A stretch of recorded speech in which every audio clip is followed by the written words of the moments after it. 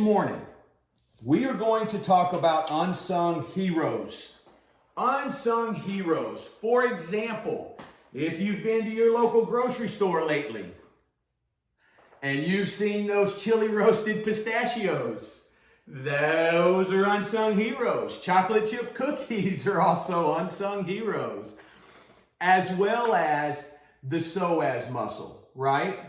So the psoas muscle is something, I don't know, have many of you heard of the psoas muscle, what it does, what its function is? Good, very good. We're going to talk about that and the impacts on balance, but before we get started, this is a statistic that I use every lecture.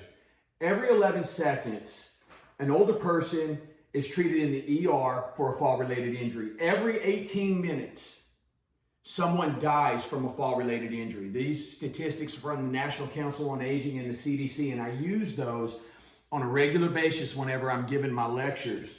80% of hospital patient falls are not witnessed by the staff. So the point of that statistic is let's keep you from going into the hospital because 80% of those falls are not witnessed.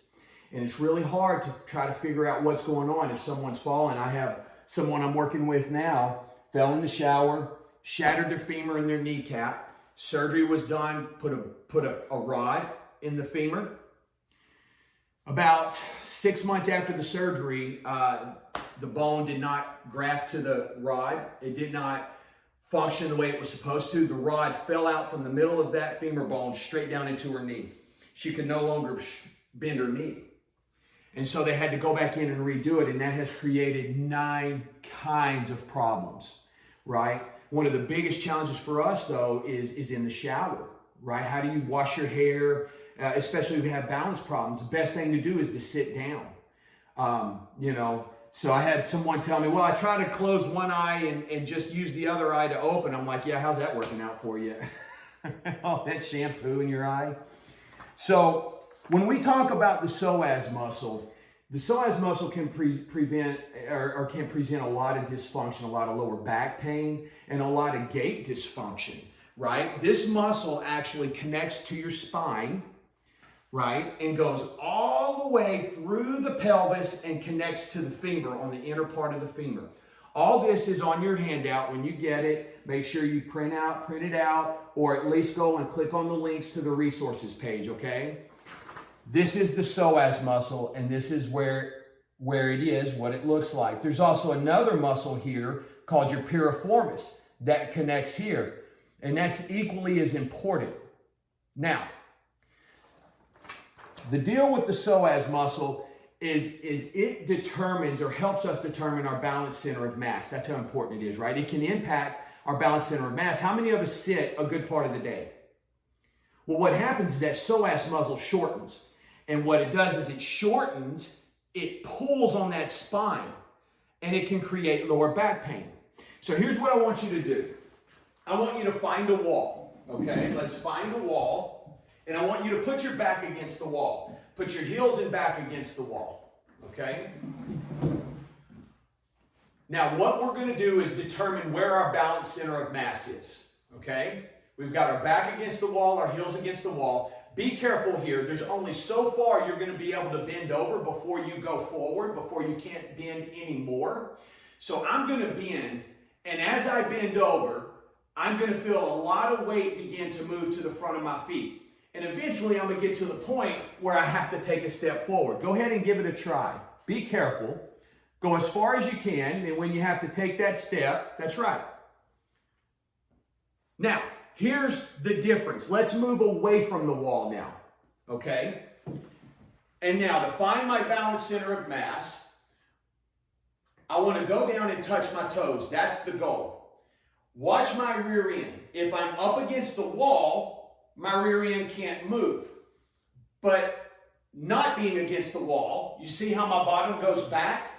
What happens is now I'm able to adjust and maintain my balance center of mass. I'm able to go down and touch my toes.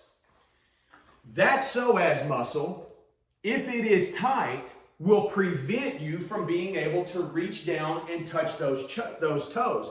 It can also cause you quite a bit of back pain. And as we get older, bad habits such as slouching and inactivity cause muscle fatigue and tension and ultimately lead to poor posture. You can find more research on that balance center of mass and the importance of the psoas muscle. You guys know I don't want to take a whole lot of time. We're chewing up time now, but this is important.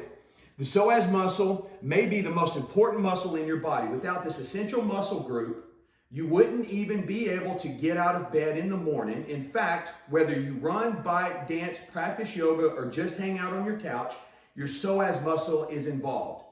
Because your psoas muscle is a primary muscle connector between your torso and legs. In fact, it is the only muscle that connects your torso to your legs.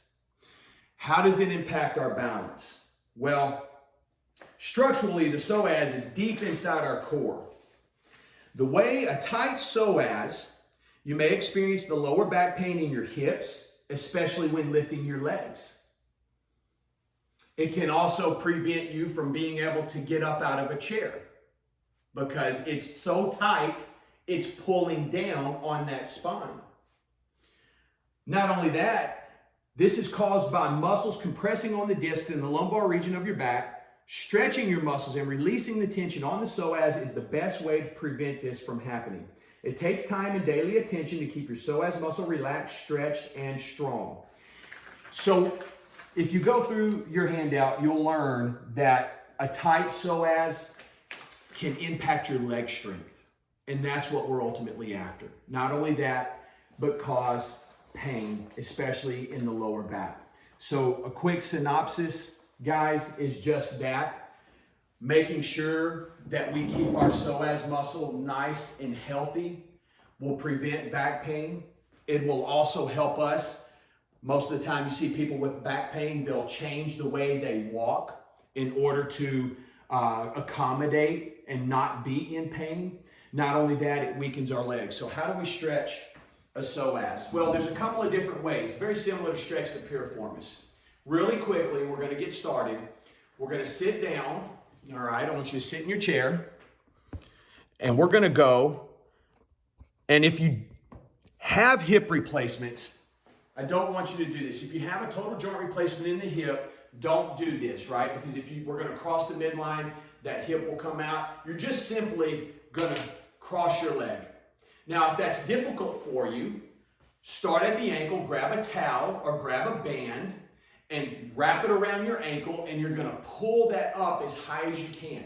You're going to feel a tremendous stretch here in this area, right? And what that is that's really stretching a muscle called the piriformis, but it also is going to help hit our psoas as well, right? We're going to lean forward, thumbs to the sky. We do this all the time. And you're just going to hold that for 20 seconds, all right? Let's do the other side really quickly.